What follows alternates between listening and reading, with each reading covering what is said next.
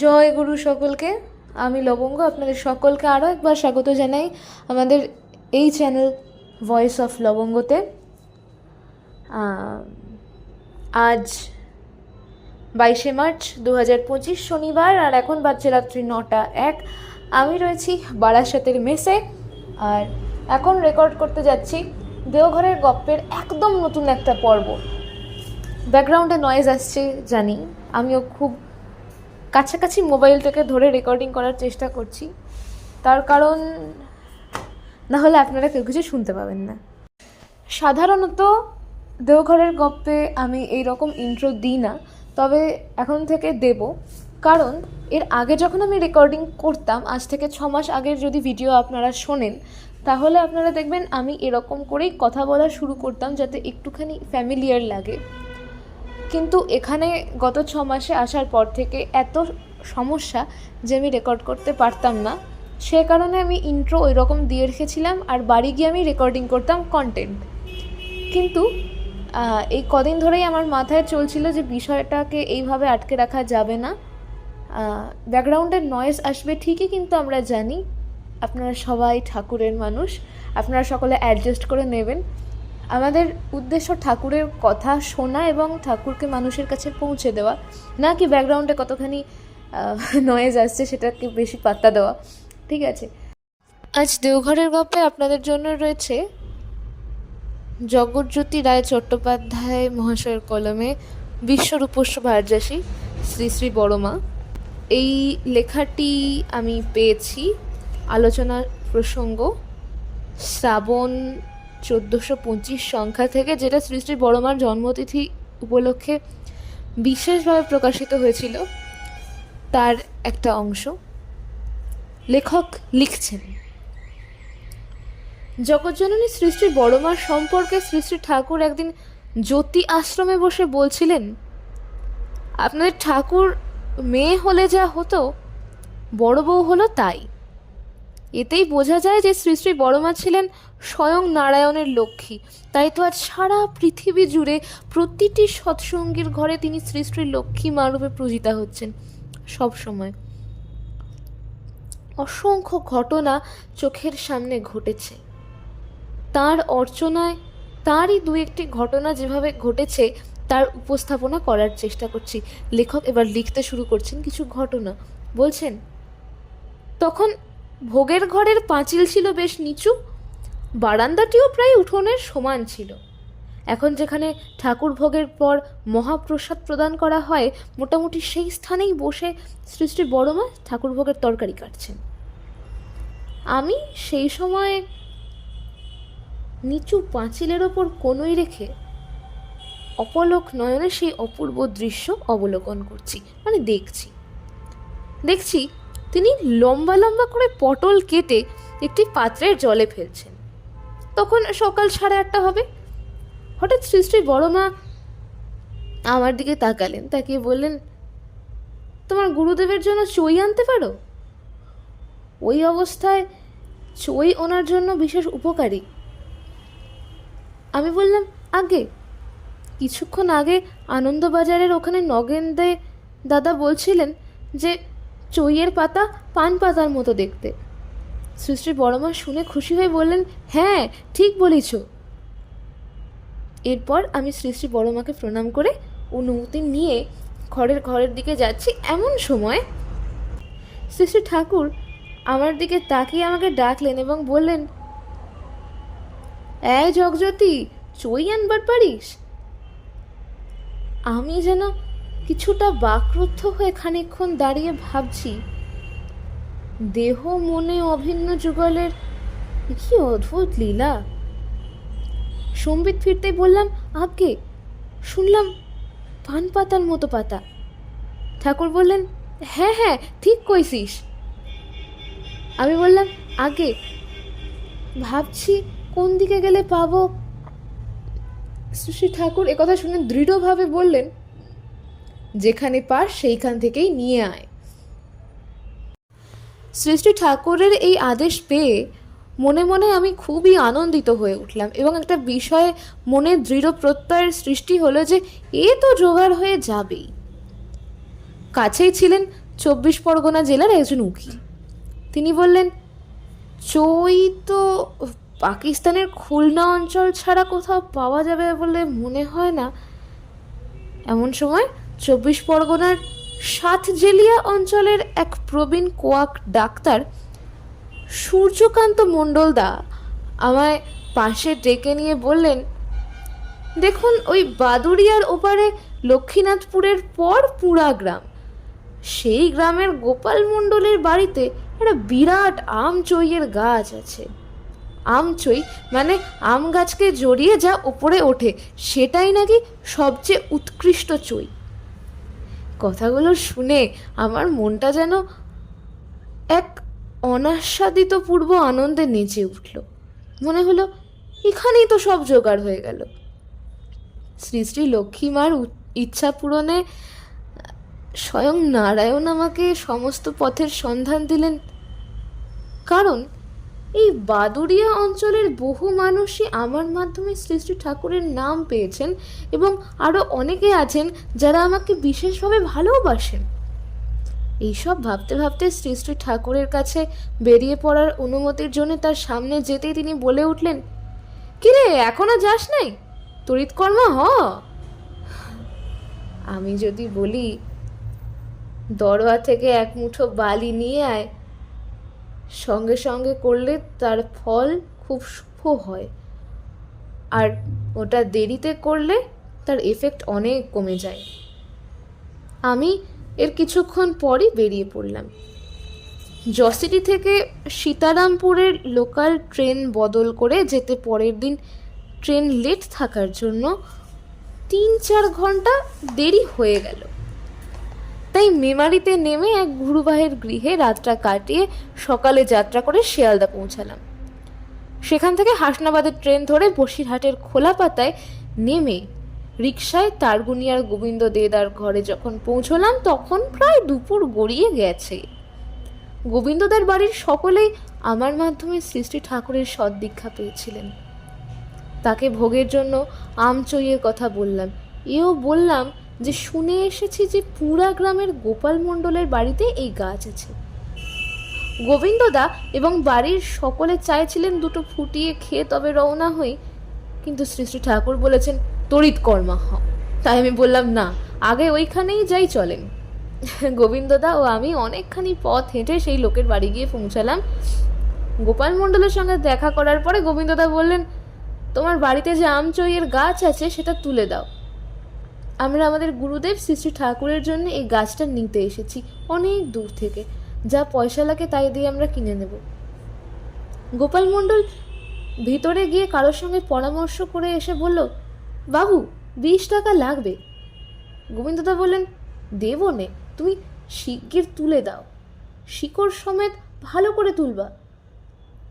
গোপাল আচ্ছা বলে সেই যে ভেতরে গেল আর আসেই না। শেষে অনেক খোঁজাখুঁজির পর তাকে পাওয়া গেল। সে জানতো এখানে সে 5 টাকাতেও ওই গাছ বেচতে পারবে না, তবুও দাম বুঝে বললে, বাবু 25 টাকা লাগবে। গোবিন্দদা রেগে গিয়ে বললেন, এই কথা তা গোবিন্দদা রেগে গিয়ে বললেন, এই কথা তা আগে বললি না কেন? আমাদের এত সময় নষ্ট করে দিলি। নে, তাড়াতাড়ি তোল, 25 নয়, তোকে 30 টাকা দেব। শিকড় সমেত ভালোভাবে তোল। কেবল পাতাগুলো বাদ দিয়ে ডালপালা সমেত সেই গাছ একটা বস্তা ভর্তি হয়ে গেল। সেইটা নিয়ে আমরা গোবিন্দদার গৃহে ফিরে এলাম। সন্ধে হয়ে এসেছে। সকালে শিয়ালদার ট্রেন ছাড়া আর উপায় ছিল না। এর মধ্যেই গোবিন্দদা বিরাট 2টি দায়রা কলার গর্ভ মোচা এবং 1 ঝুড়ি টাটকা সজনে ফুল জোগাড় করলেন। শ্রী শ্রী ঠাকুর খুব পছন্দ করতেন এগুলো। সব মিলিয়ে 2 বস্তাই হয়ে গেল। খুব সকালে বেরিয়ে শিয়ালদা থেকে জসিডির ট্রেন ধরলাম। যখন শ্রী শ্রী ঠাকুরের কাছে পৌঁছলাম তিনি জিজ্ঞেস করলেন, কিরে, আনছিস? আমি বললাম, আগে। শ্রী শ্রী ঠাকুর বললেন, যা যা বড় বউয়ের কাছে দিয়ে আয়।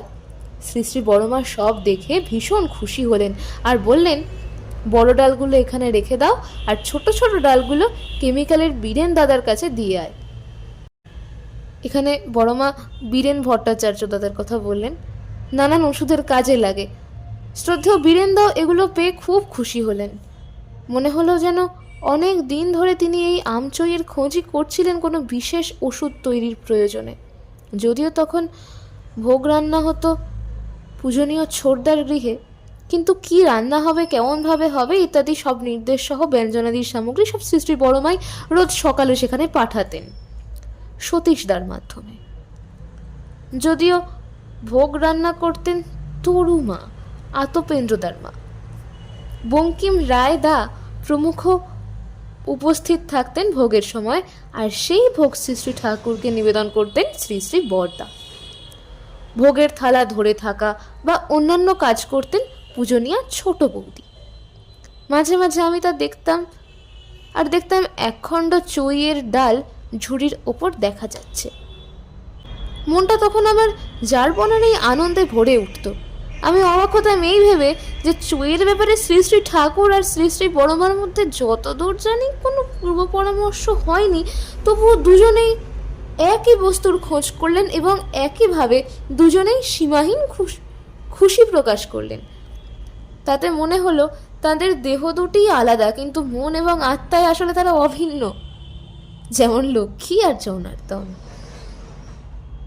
আর একদিন সকালে পার্লারে তার শ্বেত শুভ্র বিছানায় বসে শ্রী ঠাকুর কলকাতার কয়েকজন ভক্তের সঙ্গে আলাপরত। এমন সময় শ্রী বড়মা এসে শ্রী ঠাকুরের পিছন দিক থেকে বিছানায় বসলেন। তিত্তিরিদি একটা ছোট তোয়ালে ঢাকা জলচৌকি শ্রী বড়মার পায়ের কাছে রাখলেন, যাতে তিনি তার উপর পা রেখে আরাম করে বসতে পারেন। বেশ কিছুক্ষণ পর শ্রী ঠাকুরের নজর পড়ল শ্রী বড়মার উপর। দেখতেই ঠাকুর বললেন, ও বড় বউ, তুমি কখন এলে? শ্রী বড়মা বললেন, এই তো কতক্ষণ। ঠাকুর বললেন, আছো কেমন? বড়মা বললেন, এই আছি। শ্রী ঠাকুর বললেন, ওষুধ খেলে? বড়মা বললেন, না। শ্রী ঠাকুর বললেন, কেন, ওষুধ খেলে না কেন? শ্রী বড়মা বললেন, ও আমার বিশ্বাস হয় না, তুমিও তো কত ওষুধ খেলে। শ্রী ঠাকুর আমাকে বললেন, এই পিয়ারিকে ডাকতো। আমি ছুটে গিয়ে ডাক্তার প্যারিদাদাকে ডেকে আনলাম। শ্রী ঠাকুর প্যারিদাকে বললেন, এই তুই কেমন ডাক্তার হয়েছিস রে? তোর রোগী ওষুধ খেলো কি খেলো না তা দেখবি না? জগজ্জননী শ্রী বড়মা আবার প্যারিদাকে মৃত ভর্ষিত হতে দেখেই ব্যথিত হলেন, কারণ আমরা সকলেই তো তাঁরই সন্তান। তাই তাড়াতাড়ি বললেন, ও কি করলো? আমি তো ওষুধ খেলেন না। শ্রী ঠাকুর বললেন, তা তো হলো, কিন্তু রোগী ওষুধ খেলো কি না, কোনটা খেতে কোনটা খেলো, এ তুই দেখবি নে, এ কেমন ডাক্তার? শ্রী ঠাকুর এই কথাগুলো কয়েকবারই বললেন। তখন প্যারিদা খুব কাতর হয়ে করজোড়ে বলেন, আগে আমার বড় ভুল হয়ে গেছে। আর একবার আমি চাতরার মদন পালের বাড়ির একটা পদ্মপুকুর থেকে অনেক সাদা পদ্ম ফুল এবং পদ্মের চাকা নিয়ে এসে শ্রী ঠাকুরের সামনে দাঁড়ালাম। শ্রী ঠাকুর তখন পার্লারের দক্ষিণ পূর্ব কোণে রাখা খুকির চৌকি লেখা চৌকিতে বসেছিলেন। আমার হাতে পদ্ম ও পদ্মের চাকাগুলো দেখে বললেন, যা ভেতরে দিয়ে আয়। আমি ঝুড়িটি কাঁধে করে শ্রী ঠাকুরের পাশ দিয়ে গিয়ে ভেতরের ঘরে শ্রী বড়মার কাছে সেগুলো রাখলাম। রাখতেই শ্রী বড়মা অপূর্ব হাসিতে আমার দিকে তাকালেন। তার নির্দেশে ঝুড়িটা রাখতেই নাতি নাতনিরা যারা ছিল তাদের কেউ কেউ সেই পদ্ম চাকা ছাড়িয়ে খেতে শুরু করলো। তাদের সেই তৃপ্তি, শ্রী বড়মার সেই পরম স্নেহধারায় সিঞ্চিত হয়ে আমার সারা দেহ মন এক অভূতপূর্ব আনন্দে ভরে উঠল। অনেক সময় তিনি সাময়িক কঠোর হয়ে বহু মানুষকে ভর্ৎসনাও করেছেন, কিন্তু তাও করেছেন তাদের হৃদয়ের বিভৎস রূঢ়তাকে বিদূরিত করতে। আমি তখন মা, ভাই, বোনদের সকলকে নিয়ে বেশ কিছুদিন দেওঘরে ছিলাম। আমার বড় ছেলে বিমলের বয়স তখন 2-3 বছর হবে। আমার বোন ভারতী তখন খুবই ছোট, ঠাকুর বাড়ির ভেতরে আস্তে আস্তে হেঁটে যাচ্ছিল। শ্রী বড়মা তার বারান্দা থেকে ডাকলেন, এই এই জগজ্যোতির বোন, এগুলো নিয়ে যা। বলে বোনের হাতে বড় এক আঁটি সজনে ডাঁটা দিলেন। সেই সময় রাজেন মজুমদার তার স্ত্রী সেখানে এসে একজন স্থানীয় মহিলার সম্পর্কে বললেন, একটু আগে এই ছোট মেয়েকে কি নির্মমভাবে মারলো ওই মহিলা। শ্রী শ্রী বড়মা হঠাৎ কঠোর হয়ে উঠে জিজ্ঞাসা করলেন, কেন মারলো কেন? আমার বোন ভারতী বলল, আগে ওনার ছেলে আমাকে মেরেছিল, আমি ওর পিঠে একটা চড় মারি, তাই উনি আমাকে খুব মেরেছেন। শ্রী শ্রী বড়মা আরো কঠোর হয়ে উঠলেন, বললেন, ও আছে এখানে, ডাক তো। রাজেন্দার স্ত্রী বাড়িতে গিয়ে সেই মাকে ডেকে আনলেন। আসতেই শ্রী শ্রী বড়মা তাকে বললেন, বাচ্চায় বাচ্চায় ঝগড়া হয়েছে, আর তুই একে এভাবে মারছিস? তুই না ছাওয়ালের মা? তুই এক ছাওয়ালের মা হয়ে আর এক ছাওয়ালকে মারতে পারলি? সেই মাটি তখন চরম অপরাধীর ভঙ্গিতে বললেন, আমার ভুল হয়ে গেছে মা, আর কখনো এমন হবে না। রাজেন্দার স্ত্রীকে বললেন, একে বাড়িতে পৌঁছে দিয়ে এসো। শ্রী শ্রী বড়মা তখন সুধৃতি পরিষদের উল্টো দিকের বারান্দাওয়ালা ঘরের মধ্যে থাকতেন। সেই সময় সুষমা মা মানে বঙ্কিম রায়দার বোন এবং আরও বেশ কয়েকজন মিলে শ্রী শ্রী বড়মার ওই ঘরে শ্রীমদ্ ভাগবত পাঠ ও কথকতার আয়োজন করেছিলেন। এর কিছুদিন আগে শ্রী শ্রী ঠাকুর তখন জামতলা শ্রীঅঙ্গনে জ্যোতি আশ্রমে আমার কথকতার আয়োজন করা হয়েছিল। শ্রী শ্রী ঠাকুর খুবই খুশি হয়েছিলেন। সম্ভবত সেই জন্যই শ্রী শ্রী বড়মাকে আলাদা করে শোনানোর ব্যবস্থা করেছিলেন ওরা। যাই হোক, সেই কথকতা শুনে শ্রী শ্রী বড়মা পরম তৃপ্ত হয়েছিলেন। বারবার বলছিলেন তার পরম তৃপ্তির কথা। বিশেষ করে শ্রী শ্রী ঠাকুরকে যেভাবে পরিবেশন করা হয়েছে তার কথা।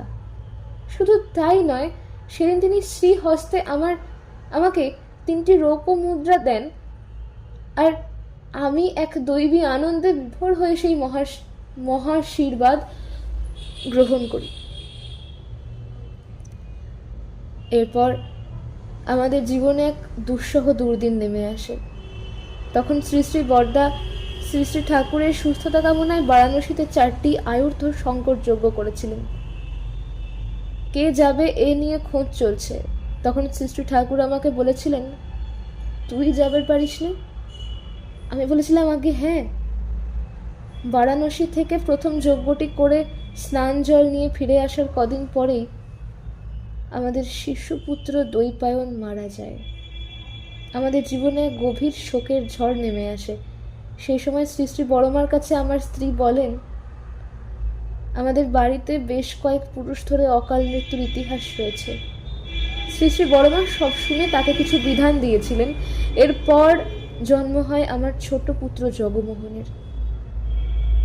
অত্যন্ত শিশু অবস্থায় তার মারাত্মক পেটের অসুখ দেখা দেয়। খবর পেয়ে শ্রী শ্রী বড়মা আমার স্ত্রীকে ডেকে তার হাতে শ্রী শ্রী ঠাকুরের ব্যবহৃত একটা চাদর থেকে একটা ছোট মশারি এবং আরও কিছু বিছানাপত্র করে দিয়েছিলেন। তার নির্দেশে জগমোহনকে সেই বিছানায় শোয়ানো হতো, সেই মশারির মধ্যে। আরও বলেছিলেন তখনকার মতো মায়ের দুগ্ধ বন্ধ রাখতে আর ছাগলের দুধ খাওয়াতে। সেইভাবে চলে জগমোহনের পেটের অসুখ সম্পূর্ণরূপে সেরে যায়। শ্রী শ্রী বড়মা অভয় দিয়েছিলেন, যা, আর ভয় নেই। তার সেই অভয়েই জগকে রক্ষা করেছিল। তখন অনেকেই মাসে একটা শিশু প্রাজাপত্য এবং বছরে একটা পূর্ণ প্রাজাপত্য ব্রত করতেন। আমিও করেছিলাম। প্রাজাপত্য ব্রত শেষ হলে শ্রী শ্রী বড়মার কাছে শ্রী শ্রী ঠাকুরকে ভোগ প্রদান করি। সেই দিনই শ্রী শ্রী বড়মা তার শ্রী হস্তে রান্না করা এক বাটি তরকারি আমাকে খেতে দেন। তাতে ছিল ফুলকপি, বাঁধাকপি আর টমেটো। স্বাদে গন্ধে যা ছিল অমৃত তুল্য। পরবর্তীতে এরকম ব্যঞ্জন আমি আর কখনো খাইনি, নিজেও বানাতে পারিনি। অবশ্য আরও একবার তাঁর শ্রীহস্তের রান্না আমার খাওয়ার সৌভাগ্য হয়েছিল। একবার সকরি গলি ঘাট থেকে সেখানকার গুরু ভাইদের দেওয়া বিভিন্ন আনাজ, ওই ফুলকপি, বাঁধাকপি, বেগুন, টমেটো ইত্যাদি এক ঝুড়ি ভর্তি করে শ্রী শ্রী ঠাকুরের কাছে নিয়ে গেলে তিনি বললেন, কাঁকরোল এনেছিস? আমি বললাম, আগে না, তবে এখনই নিয়ে আসি। শ্রী শ্রী ঠাকুর বললেন, যা নিয়ে আয় দেখি।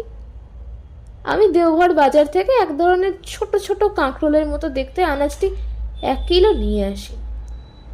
শ্রী শ্রী ঠাকুর আমাকে এত তাড়াতাড়ি ফিরতে দেখে অবাক হয়ে বললেন, কই আনো তো দেখি। দেখে হেসে বললেন, এ তো খ্যাকসা। আরও বললেন, কলকাতায় পেতে পারিস। আমি অনুমতি নিয়ে রাত্রেই কলকাতা রওনা হলাম।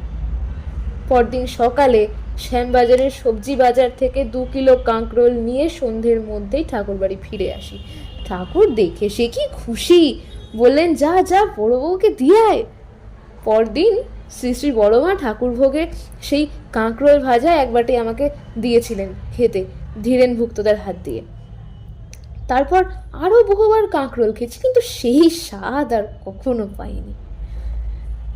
শ্রী শ্রী ঠাকুরকে যেমন 1000 বছর ধরে বর্ণনা করে তার স্বরূপ প্রকাশ করা সম্ভব নয়, জগৎজননী শ্রী শ্রী বড়মাকেও তেমনি 1000 বর্ণনাতেও প্রকৃত রূপে চিত্রায়িত করা সম্ভব নয়। তাই এই দিন শিবকাধম তার চরণ প্রান্তে নিজ মূর্তি স্থিত করতে চাই জন্ম জন্মান্তর ধরে। আজকের পুরো রেকর্ডিংটা এখানেই শেষ হলো। আমি এই গোটা লেখাটা আগে পড়িনি। জেনারেলি আমি যখন রেকর্ডিং করতে বসি তখন আমি একবার গোটাটা পড়ে নিই। আজকে পড়িনি, আজকে ডিরেক্ট রেকর্ডই করলাম।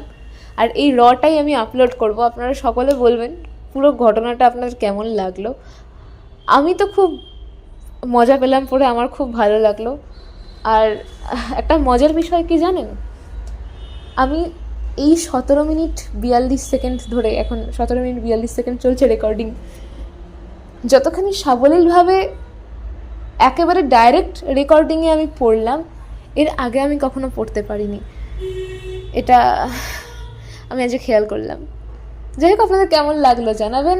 অনেক অনেক নতুন মানুষ আমাদের সঙ্গে যুক্ত হয়েছেন। আমি এখন যখন রেকর্ডিং করছি, এখন আমাদের চ্যানেলে সদস্য সংখ্যা 583 জন। আশা করি আপনাদের সকলের সহযোগিতা এবং পরমপিতার আশীর্বাদে আমরা খুব তাড়াতাড়ি আরও অনেক জনের সঙ্গে কানেক্ট হতে পারবো। সকলে ভালো থাকবেন, সুস্থ থাকবেন, পরমপিতার হয়ে ওঠার চেষ্টা করি আমরা একসঙ্গে। জয় গুরু, বন্দে পুরুষোত্তম।